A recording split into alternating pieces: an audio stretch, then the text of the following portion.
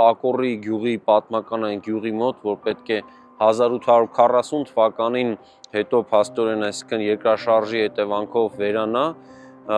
այդ պատմական գյուղի մոտ տեղի ունենում ճակատամարտ եւ օգտվելով դիրքից,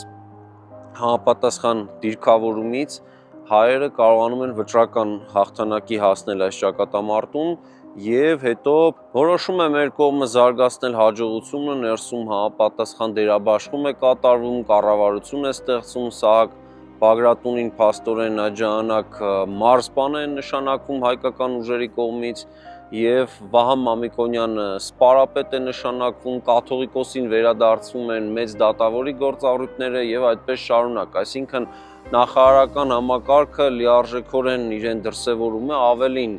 իրենց մեր նախարարական համակարգին խորտ մարզպանի գործառույթը առանձնացվում է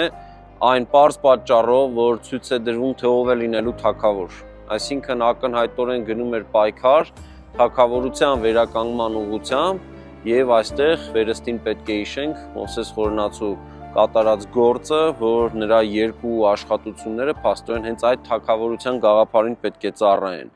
Նախագծի գլխավոր գործընկերն է Կոնվերս բանկը, ֆինանսական աշխարհի ձեր հուսալի գործընկերը։